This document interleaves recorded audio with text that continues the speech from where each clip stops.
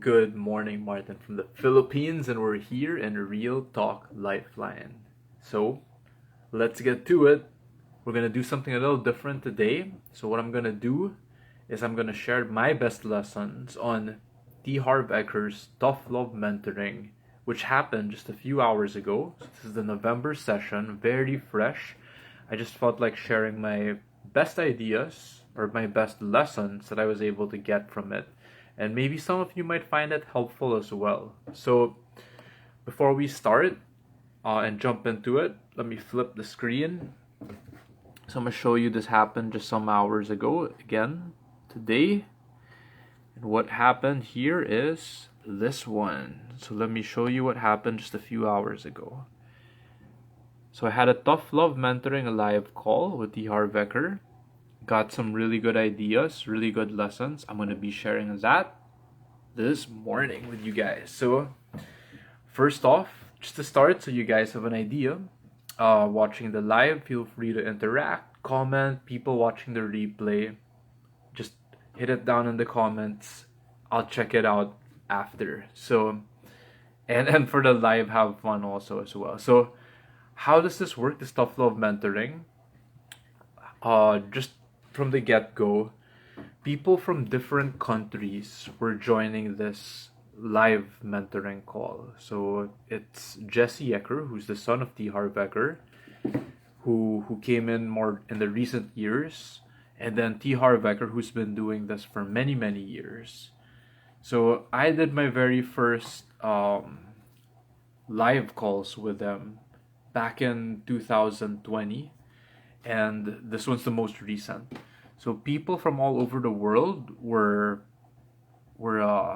coming in, like from Singapore, Melbourne, Australia, Spain, Canada, Santa Barbara, Quebec, Canada, Germany, UK, Saudi, Austria, Vienna, Bulgaria, Omaha, Stockholm, Sweden, the Philippines, that's me, Czechia, is that the Czech Republic, I think, Sydney, and the US. So people from all over the world were live attending this session. So to start it off, tough love. What's this tough love mentoring? Why is it called that way? A line was said, "We're not your friends. We're your best friend." So I like that line because friends usually don't tell you the harsh truth, and they don't usually tell you as it is. But a best friend, I understand that they would tell you something, even if it hurts. So it's the truth, the harsh truth, and it's in your best interest, or it's there to help you. And I love that. I actually love these sessions. So next, people who were watching again the live or the replay, remember in this tough love mentoring, one thing said was every question that is asked, always ask yourself how. So how does this pertain to me? So a dead end question or a dead end mindset thinks whatever this question is being asked, oh, that I can't relate to that. So usually people with that mindset, they don't get anything out of it. They don't get anything out of the session, the live, like that. So always ask how. How does this pertain to me? So the tough love mentoring, which happened here in Philippine time this morning, was Harv Eker starts off by saying, our mind is it's biased towards the negative. And growing up, I always felt like, I don't know if I was crazy to think that way. Like, why is the mind biased towards the negative? And he explains, he says, why? It's actually based on survival. So what does that mean? It's the reptilian or the old brain, old part of our brain. The voice, the bodyguard, or the sentry. The purpose of this is survival. Otherwise, we probably would be dead. So I'm just again reading the best parts of my notes from this morning's session. So the bodyguard is usually on autopilot, that voice in the head, it's automatic. And the part of the mind has a bias for the negative. So there's actually a way to override or reprogram our mind. So he gives tips, that's the next part. He says, what your mind tells you is made up. So everything is actually made up. And one side, you could believe it, and usually these are along the lines of should, expectation, complete bullshit, like it's all made up. So on the other side, like a way of thinking we could choose is just look at it as reality. So his example was when you go in the DMV, or let's say you're renewing your driver's license, even if you set an appointment, there's a long ass line, you're gonna have to wait. So already you're feeling like emotions of frustration, overwhelm, like that. Or I could just see it as reality. It is what it is. Everyone's going through it. That's just how it is, right? You can also make up your own meaning. So you can make up a new story that is more supportive. And he says it's kind of like a magician. So that can lead to a much more empowering or appreciation for life. So one side, which is usually the automatic response of our survival part of our mind, it's usually not supportive. And then the other side, which we could create our own meaning, we can turn it into appreciation, love, like that. It's more supportive. So we can choose. Everything is made up the way we see reality. That there's that saying, we all have our own personal reality. So everything is made up, but we can actually choose our future. It's a practice. It's not like a one-time thing. That's what I'm noticing. So the first question after that, this was the questions coming from participants of the Tough Love Mentoring. The question is, what do you do as a decision-making model? So the notes I got here, Harv Eker says it's 3 steps. First is, do I really want this? So what does this mean? First is the heart. So I have to really want it. I have to really want to do this. Just like how I'm doing this live. Anytime we feel or do something and we don't really want to do it, that was a big realization for me. You will not have the energy for it. You will not feel like doing it. And then leads to step 2. Which has the best chance of succeeding? So what does that mean? It could be for work, business, or what I'm doing right now. I'll apply it directly. I was supposed to use the laptop actually for this live. And the webcam, it really sucked.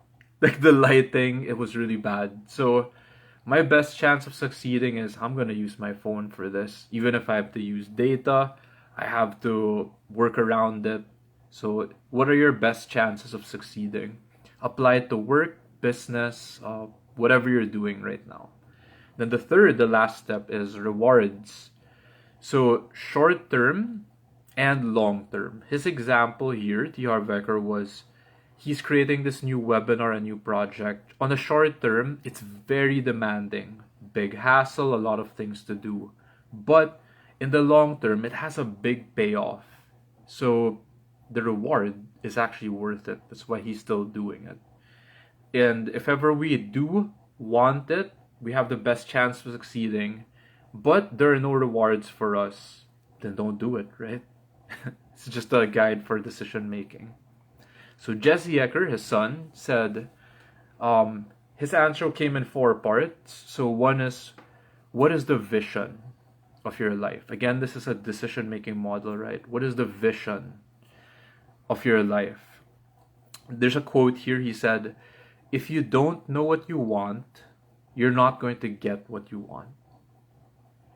So that was really relatable. If you see that thing behind me, that dream board, back in 2015, I was asked to make a dream board or a vision board. And I had nothing in mind. So that line really hit me. If you don't know what you want, you're not going to get what you want. Second step, after the vision, is the vehicle. Third step is market expanding.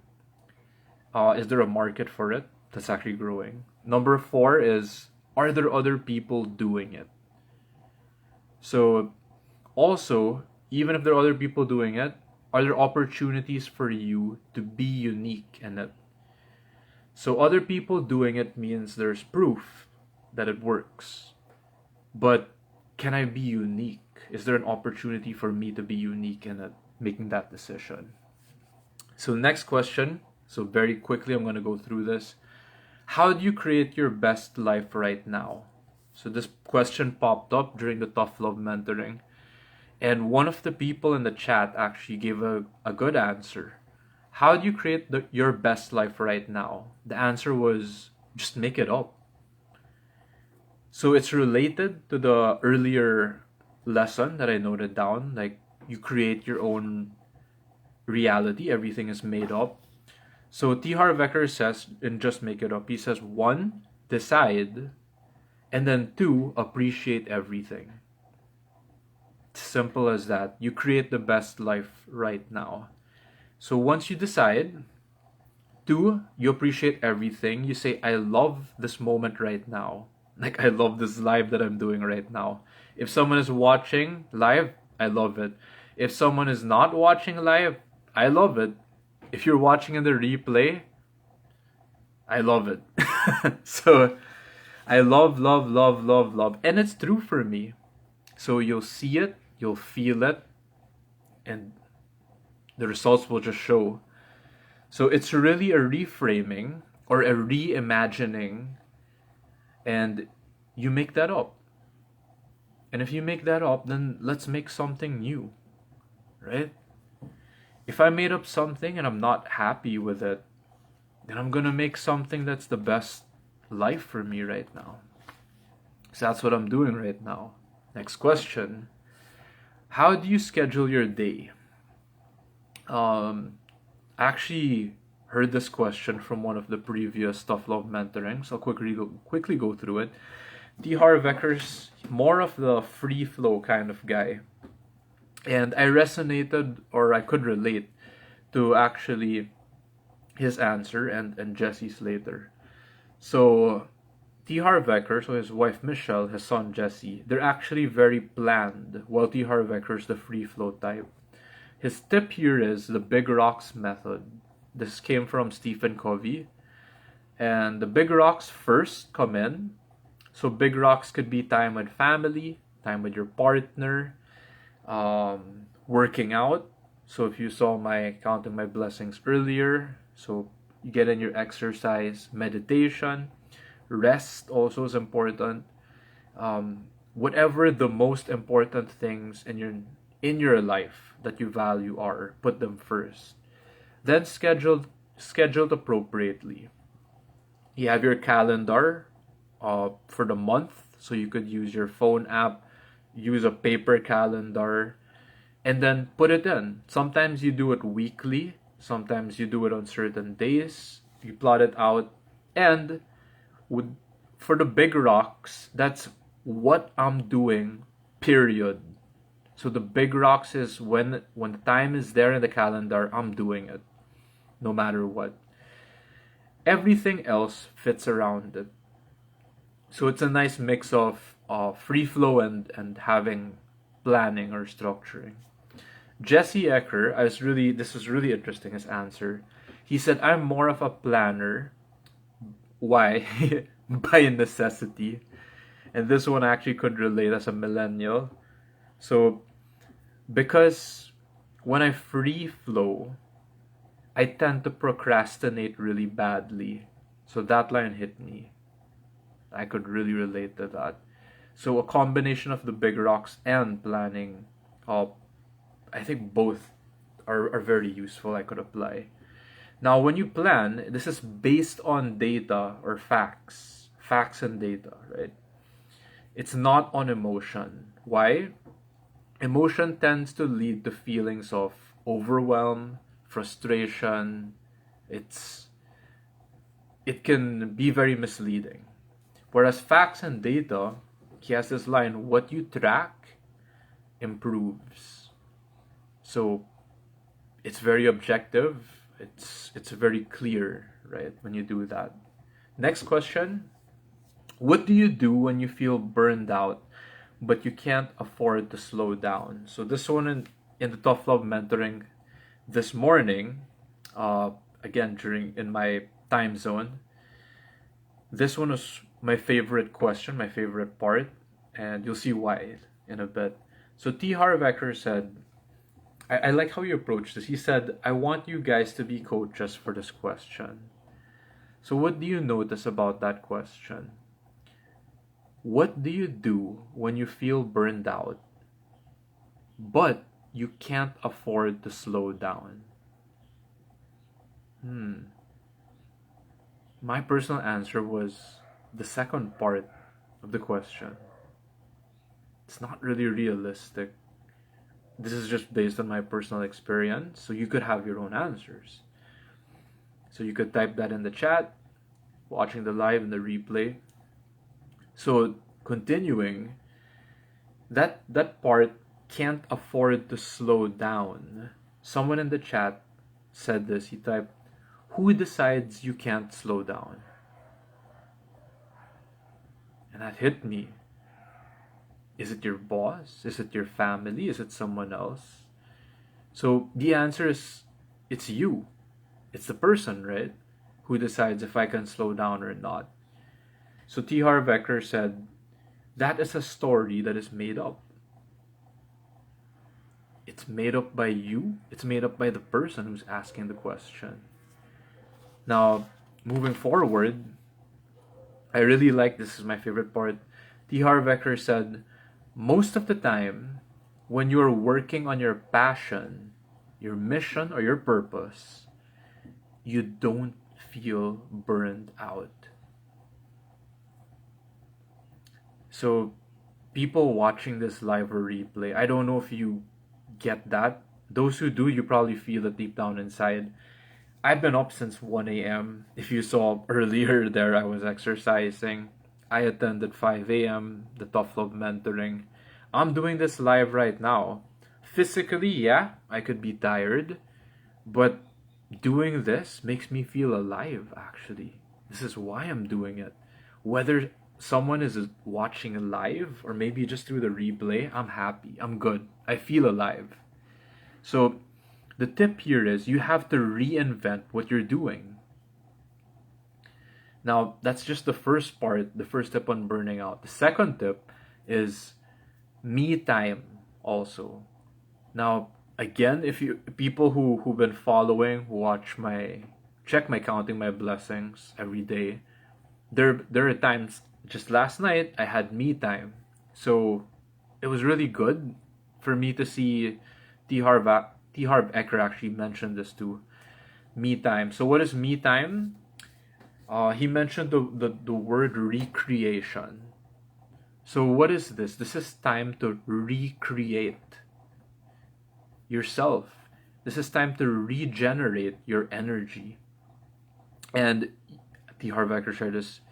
You could believe it or not, Harv Eker said he was working 18 hours a day for a certain period, a certain time in his life. This was the time when he was writing programs, stuff like that. And if he could take just half an hour, like a 30-minute break, he said, I felt completely regenerated. So again, this is coming from him. 18 hours, like this is crazy working hour days. And then even just half an hour, 30 minutes, he feels completely regenerated. So that's a tip when you actually do me time properly or correctly. So Jesse Eker, his input on this, on burning out. First, he said, burning out or burnout is you don't know where you're headed. So that's a good line.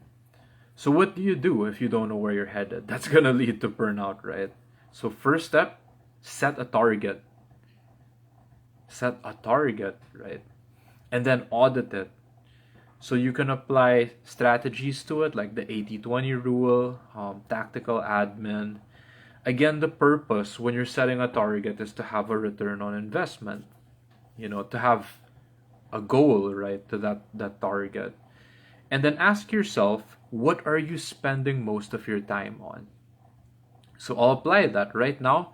My target could be as simple as just doing this live. So what am I spending my time on right now? I'm doing it. I could have been just, leaving the phone on the bed, sleeping, procrastinating, right? But what are you spending most of your time on?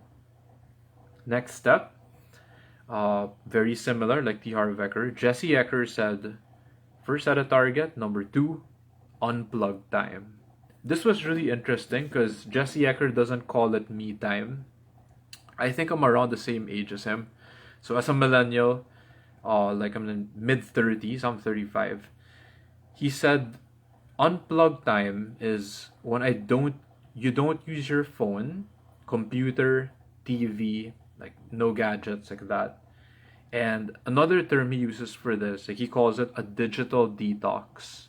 So the reason why he doesn't call it me time also is he has his own family. I believe he has two very young kids. He's with his wife like that. It's very hard for him to stay literally by himself, like on his own.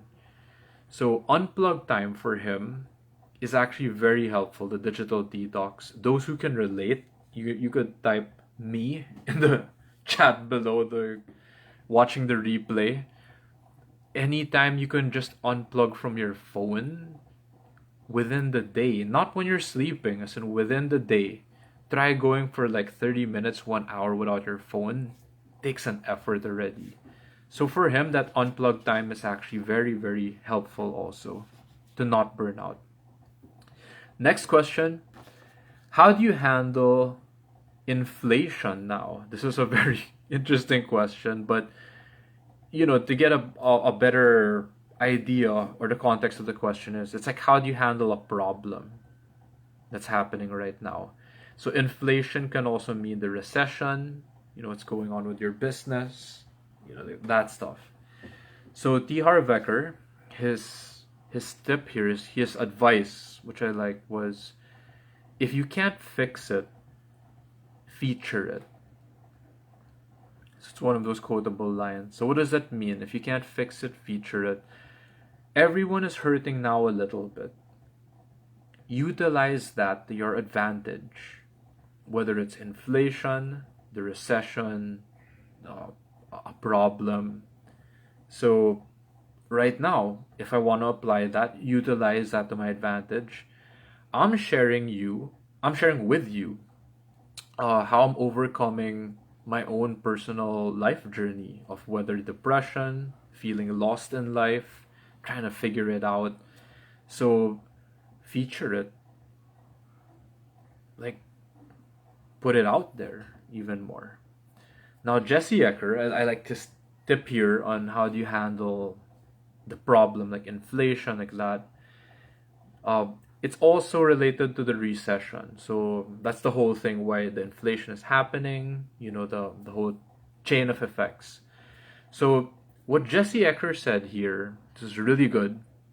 He said the recession, it does not mean that there's no money. So in the recession, there's actually still a lot of money in circulation. And that really hit me. Because those who get it know that it's true. Yeah, how come there are some other businesses when a lot of people they got affected, income went down, businesses went down. How come there were other businesses that actually started thriving? How come there were some people who were actually making a lot of money? Locally, like the plantitas, people selling like plants, as in like literal plants, the roots, stems, the leaves, all that stuff. They got very wealthy over the last years. Pharmaceutical or certain products like that, they went up when COVID hit. So what is Jesse Eker's tip here? Reposition. What does that mean? From a nice to have to a must have. You can't be a nice to have in this time. You have to become a need. So to the customer, to the people out there. So that was a really powerful tip. I learned, especially that line on the recession. It doesn't mean that there's no money. There's actually still a lot of money in circulation during the recession. So, final tip before we end this, some people will say, I'm just starting out. I'm just starting out, so what can I do? So, Jesse Eker, this is like one of the hardest hitting lines of the Tough Love Mentoring. He said, the best is money. So, what does that mean? If I'm just starting out, when someone pays you money for it, that's the best feedback. If someone says, hey, great job, good. Alright, we're back. So the connection cut for a bit there. So this is live, this is what we get. So what does that mean? If I'm just starting out, the best feedback is money. When somebody pays me for it, that is the ultimate form of validation or proof. If someone just says, hey, nice live, good work, yeah, it feels good, it's a pat on the back and all, but it's still, that proof is still not solid enough. If someone actually pays you money for it, it's them non-verbally already telling you that, hey, I'm investing my life into you. I approve of this. I approve of what you're doing. So selling or sales is actually the best test for this. So what are other tips for this when you're starting out? That's also a very wise strategy, because when you have a deal that is so good that really buy it, pay you for it, then you know that's the best starting point to go to the next step, which is to scale it. So Harv Eker comes in, he says that's actually how you know if you're doing it right. When people start paying you money for it. Alright, so we're back again. So why? That's how franchises work. And then once you know that it works, like what I'm doing, what we're doing, then we can leverage. Then we can invest or amplify. Alright, so then we can invest, then we can leverage our money even more. So once we know that it works. So to end this live, what we're gonna do, those are all the best lessons I got from the Tough Love Mentoring earlier this morning with Harv Eker and Jesse Eker. Let's end with this, from theory to action. So ask 3 quick questions. So how do we make this real? Number 1, what was one of the lessons you learned that resonated with you? So you could type it in the chat. Again, type it in the comments, watching the live, watching the replay. My personal favorite lesson that resonated with me was when you're working on your passion, your mission, or your purpose, you don't feel burned out. That was my favorite lesson. That's what I needed right now at this point in my life right now. So that's the one that hit me. Second question, so you could type this in the chat. What is one specific action that I can do? So what is one specific action that you can do? So to be fair, I'll share my answer. I'm actually doing it right now.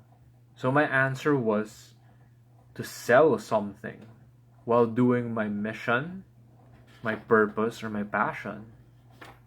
And if you want to help and support that, you can click the link in the description. There'll be a link there that will lead. You could show your love, donate, share some feedback. Why? If this thing has value, meaning maybe it helped you get unstuck, it solved a problem or a challenge in your life right now, or it just made you feel really good, this energy, this vibe, again, feel free to look up all the sources that I'm sharing with you. I like sharing the truth. I love no bullshit. I love wisdom. I love good vibes. So if this helped you, then feel free to support. by clicking that link and then sharing back. It will make my challenge, or yeah, my action come true. Last one, let's end the live. What is one word that you feel right now?